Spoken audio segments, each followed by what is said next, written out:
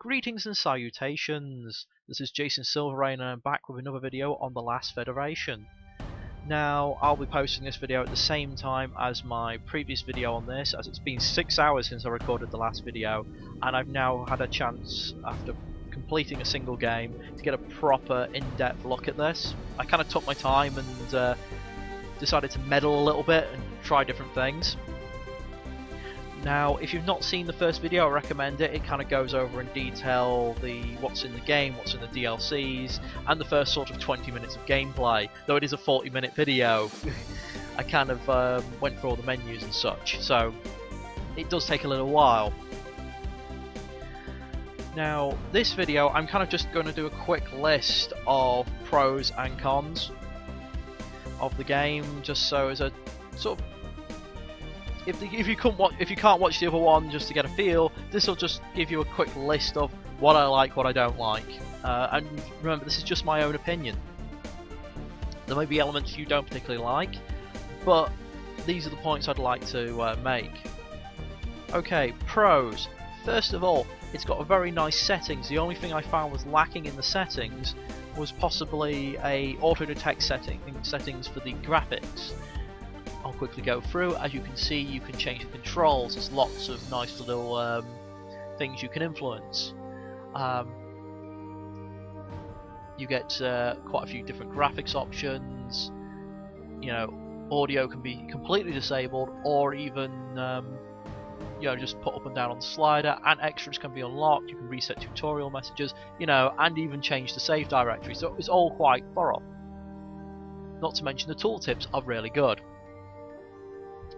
Second, my computer, I've been having problems with overheating for ages, and I was worried from what I'd heard about this that in the later game, when you've got lots and lots of ships, you get quite a lot of slowdown.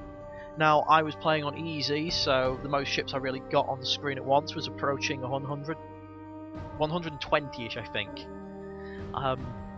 That's just from memory. And it did jerk a little bit at points, but I've had no problems. And that's mostly because of the other point. Visually, it's very interesting.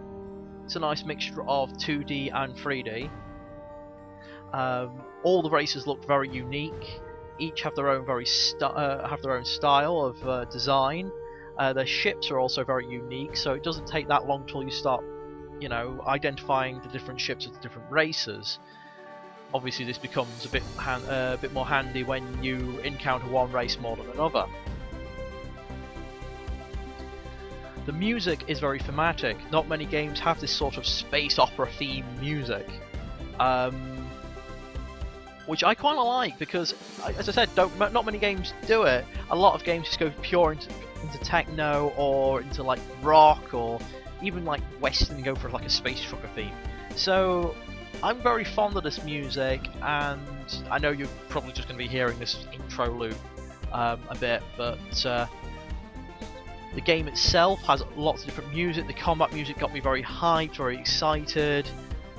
And then moving on to the combat now. The combat is also definitely a really big plus. It's a brilliant cross between arcade bullet hell shooter to something that's a bit like just an arcade flyer, but the pause and the tactic, pause between turns and the tactics and the different things you can gain and use are really interesting, and you can sort of build up technology for your ship, not just by helping the other racers, which give you like really passive bonuses like more HP, tighter turning circle and things like that, but you can get all sorts of new abilities by unlocking them. And I actually ended up turning my personal ship into a fighter carrier. I just kept spewing out tiny ships, which was very useful, and one of my main abilities was to take over enemy ships of the small or medium size, meaning the enemy little fighters would quickly, I could just use this ability to turn them to my side and turn them back on the people who sent them at me, which I found was a little overpowered, but it left me cackling and just pretty much laughing my head off at this turn of events. The politics in the game are some of the best I've seen when it comes to AI diplomacy. I get so annoyed with games like Endless Space or Civ, where the AI will just turn on you because you're winning and it recognises that the game is in fact a game. That annoys me, because I kind of like the sort of a historic relationship between my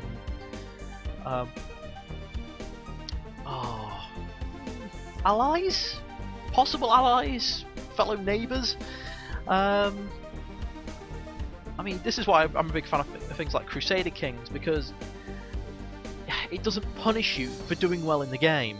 In this, everyone has their diplomacy with you, which can be affected by a variety of things. If you favour a particular race they don't like, or has beliefs they don't like, because or sometimes if they're at war with them. So there's lots of reasons why they might not like another race, but every race has their own internal politics and their own politics against all the other races. So I've actually managed to make it, when I did start my federation, to have members who hated one another, but we were just sticking in it because they had like one or two friends they really liked, and they would still do espionage on one another even though they're supposed to be allies. Likewise, before I even set up my own federation, there was this big kerfuffle. I started off trying to uplift some of the more peaceful races, and when I was trying to pacify one of the more warlike ones, after defeating their warlord in what I can only call into a bullet shooter hell boss battle, which I rarely enjoy, because it removed my special abilities and put me on sort of an even footing, and really had to test my own maneuverability and planning against these attack patterns. But this race, because I'd killed one of their warlords, decided to just randomly attack a weaker race, which turned out to be one of the races I was trying to befriend. After wiping them out, they attacked one that I was hostile to, and then a few of the races decided to dogpile on them. So everyone was fighting over this one planet for ages, which caused all sorts of political intrigue and changes to the political landscape. And actually caused another alliance, which I had no part in, to form between the two most powerful races. Now, this is my third point. Mostly in games, when you get an enemy alliance forming, that's it, you can't do anything about it, and that's sort of the case other than murder them all, and that's what I thought might happen here.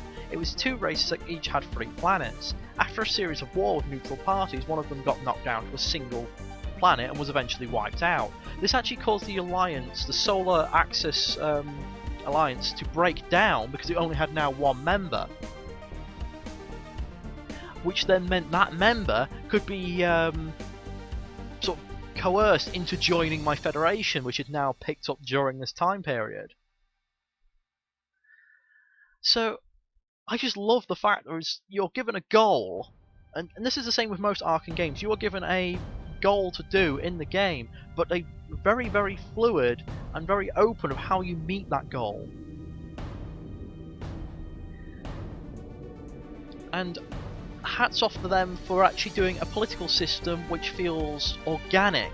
I mean, granted there's a few negatives which I'll go over in a moment, but for the most part it felt like I was almost a passive person. I was literally behind the scenes. I didn't have much say in some of the planet politics. I think it even has a observation mode where you can just let the thing run by itself so you can see what happens, which is brilliant. I might just do that next time I'm having a sick day and can't really do much. What else? The price is relatively decent. I mean, even the sale makes the game, what was it, $9.49 for all the DLC, and the main game. Normally the main game itself is £15, and the DLCs are about £5 each, so it would normally be £25 in total. Now, I played a lot of games like Crusader Kings. I'm sorry, Paradox, but you guys are the kings of DLC, where you get quite a good game at the start, but then requires a lot of DLC to really flesh it out. This one whilst it has got 2 DLCs and which have fleshed it out quite a lot, has still managed to retain a very reasonable price for what they're asking, and all their DLCs are well packed full of content rather than being minor tweaks. I'm looking at you, Overkill. Okay, for you Steam users, it has Steam achievements and cards. If you don't have Steam, then you've got the in-game achievements, which are synced up to Steam, and will even tell you when they're synced up and when it was occurred. So that now, if I go offline due to a problem with my internet and stuff, and I get an achievement, I really hope this helps me sync up with Steam. I'm not sure if it does that, but at least it will let me know when a problem has occurred, which I absolutely love. You won't believe how many games I've gone through, and then at some point during the day, there's been a little hiccup with the internet, and all of a sudden I don't have the achievements I thought I'd unlocked.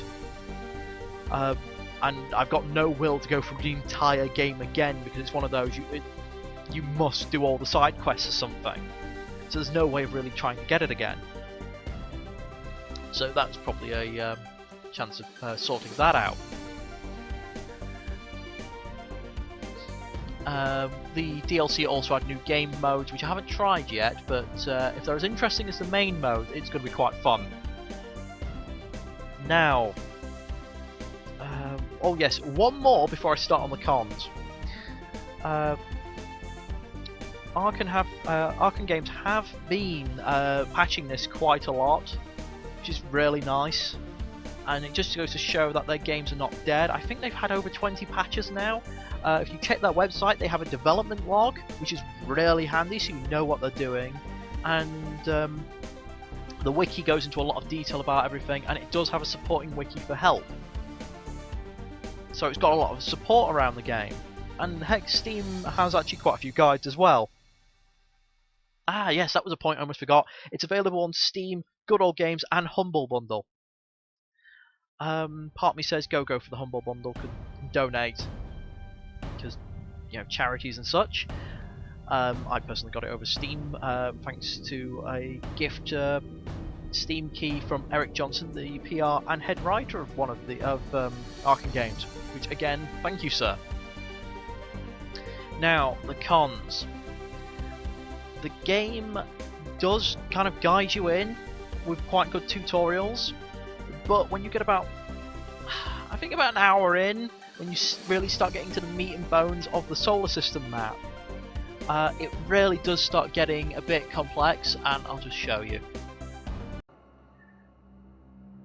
There we go, our solar system map here.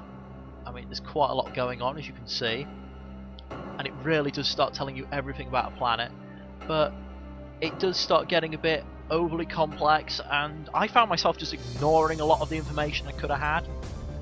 The logbook, whilst letting me know what I've done,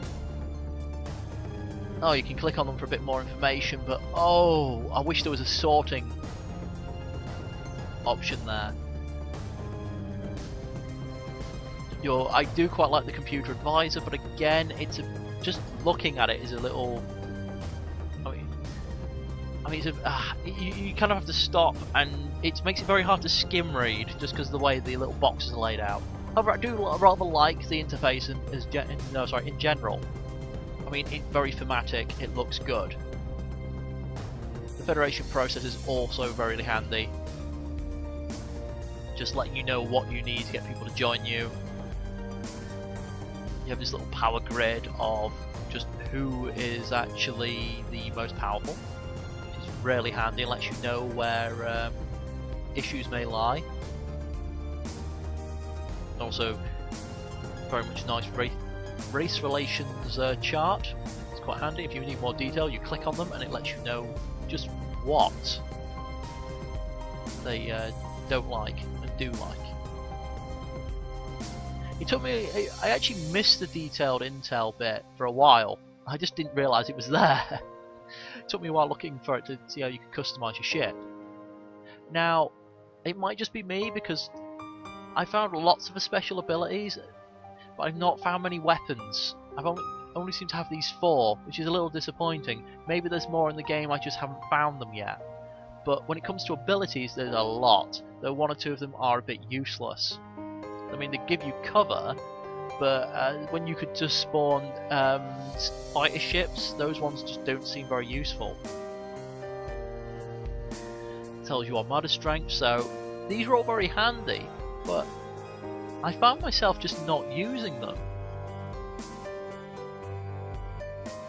Maybe it's because I'm on easy and I can get away with it. But, yeah. Also, when it comes to some of the races, I love the fact all their politics are unique, but it does make it so there's a handful of races which you don't see why you should bother with them. I mean, these guys, V-Bucks, they are annoying as hell. They really are.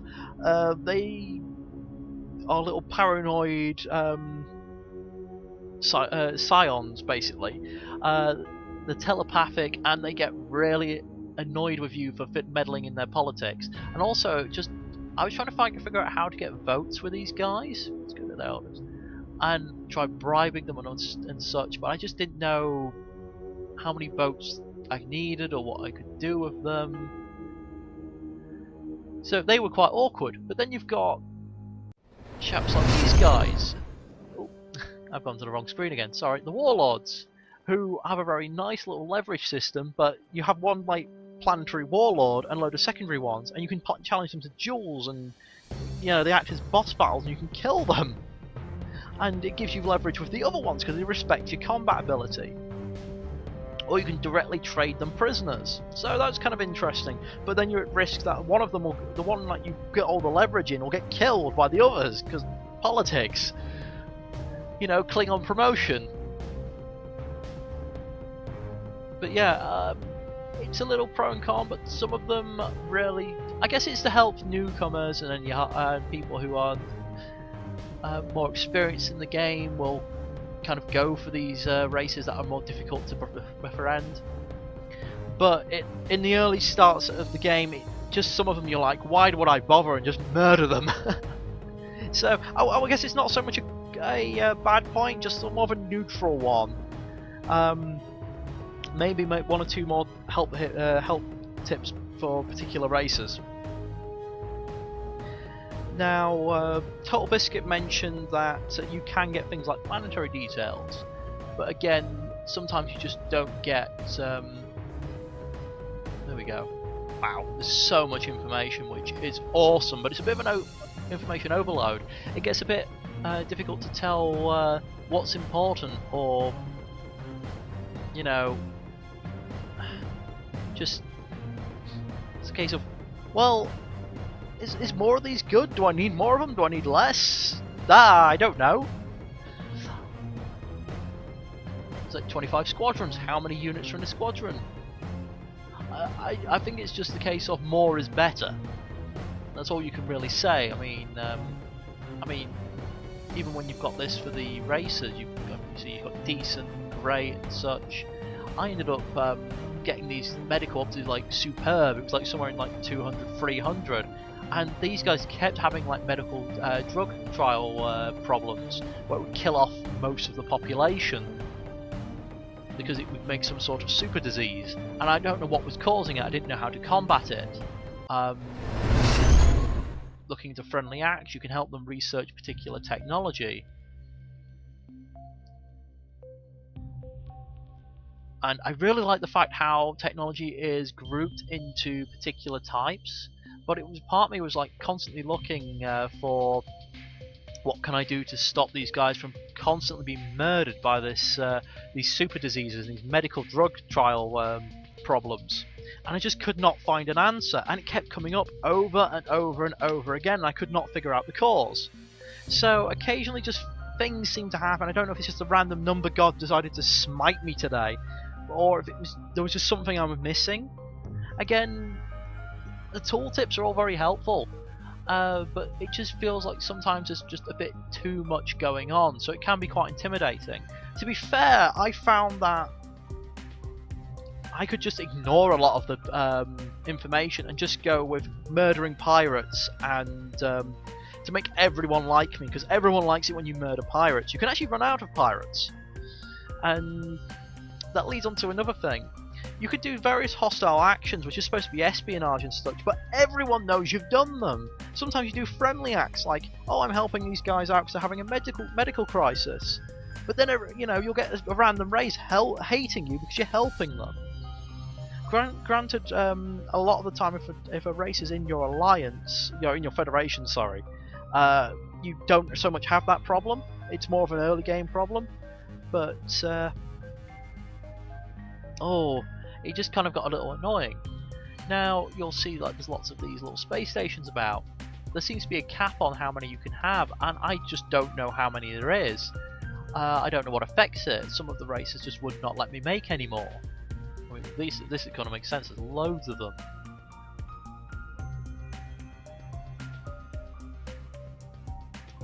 I found you can get like mercenaries to the black market. Again, this is something I didn't really use very much because credits are. That's a lot of credits. You can just sit on the sidelines and just do jobs and earn credits for races, but sometimes you get this feeling, you constantly feel pressured to get involved in the politics. Well, I did anyway when I was playing. I just kept feeling that there was just so much going on, and all these wars going on. I was a little worried if I just leave them to it, then I was going to lose my lead in either technology or the advantage of ships as well. I'm guessing if you really wanted to explore what's going on, or just hand-picked a side to enforce, you could probably do quite a lot here. Also, you get these like personal space outposts, and that was actually quite interesting. Apparently, you can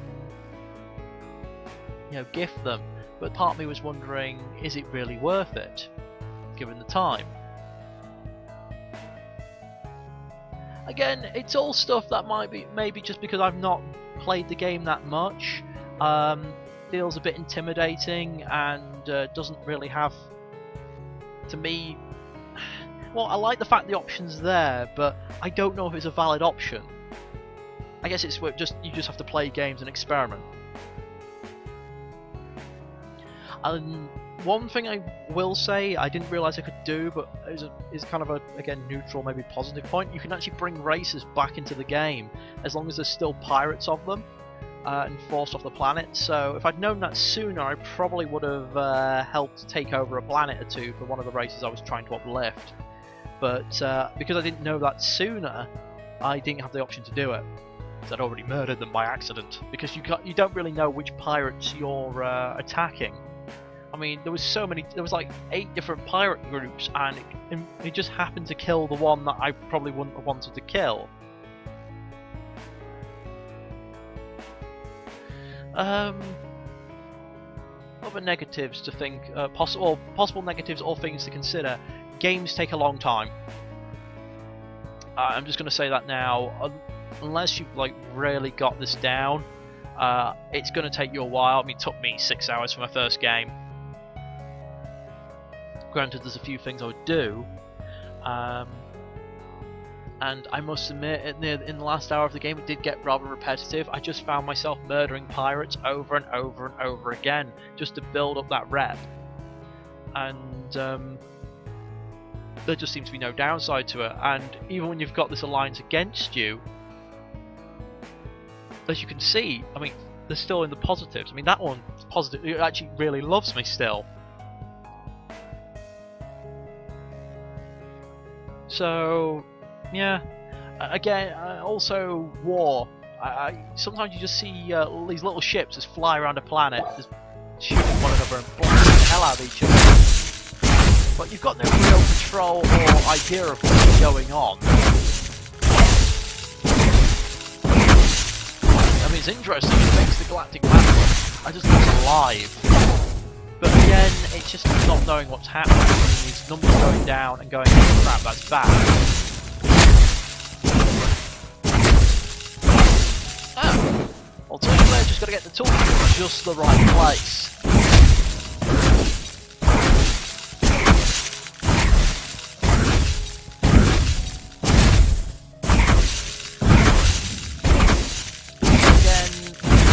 this is explained in tutorials, but it is a big information dump by you reach this point. I mean, it gradually lets you in and teaches you stuff, but every so often it will just dump all this information on. You can go back and read them, but a lot of the time you still get into grips with the mechanics. So I think it's going to take between 2 to 3 games before you really get your head around a lot of what's going on. Other than that, I can't really think of many negatives to the game. I mean, granted there's quite a lot of figures and numbers that you can't quite understand what they stand for or how to influence them, and there's sometimes you're just not sure what you should be doing because you can get lost, but I think that's half the charm, is learning what you need to do. And you can be as ruthless and warlike as you want, or be so really passive to the point of practically doing nothing. I mean, heck, I might just try that in a game. Just sit back and build up my own science, and maybe just like build up one race by doing. Because it's, again, I've mentioned it before. It's like some things aiding a race will really anger the others, like just helping out with their general population problems or environmental problems and things like that. But if you research technology with another race, no one gives a damn. Likewise, hiring people to do espionage. Oops, let's go here. You can see, just for an example,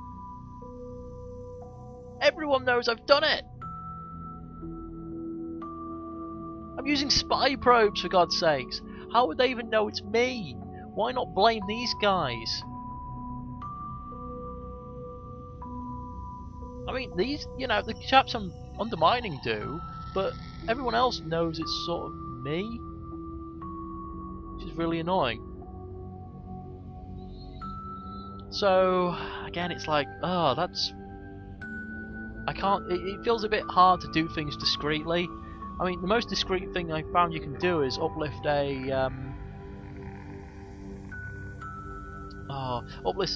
a civilization to space age, because you can get like spy probes and you dodge that. And there's a few side missions like abscond with a spy or something, which you've got to go around on the map and dodge probes, otherwise you get attacked by quite a lot of ships, and that's quite good. But a lot of the time everyone seems to know what you're doing, but then again, you are a giant Hydra beast, so maybe it's a little hard for you to be discreet. So this is sort of most of the points I wanted to go over.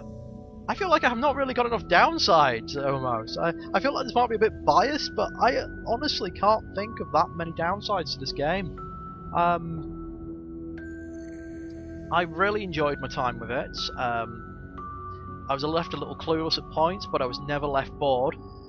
I did find I was repeating the same things over and over, but that might just be the style of map I'd got. There was so much war, there was pirates everywhere. This planet was taken over 6 times by 4 different races, so that just caused a lot of the survivors to become pirates. And then, most of the races have been wiped out, so they were also pirates. And overall, it's a fun little game. It does feel like you can't be stopped for the most part, just slowed down, which may be a fair point. I honestly think if you can get a hold of this, try it out. I really enjoyed it. It's a nice mixture of a thinking man's game and arcade shoot 'em up, just mashed together. And in fact, I wish I could take the combat from this and stick it in Endless Sky, because that would be pretty much my perfect game. almost, not quite, but yes. I think that's all I've got to say on this. Overall, I'd give it definitely a fair 7 or 8 out of 10. I can't really give any game 10 out of 10 because there's no such thing as the perfect game. Every game's got room for improvement. This one, I'll have to see. I definitely have to see. More weapons would be nice, just a bit of a variation. Maybe I just haven't encountered them yet. Again, this is old stuff. They may be in there. I just may not have found them yet. because there's just that much in the game, and the DLC added so much.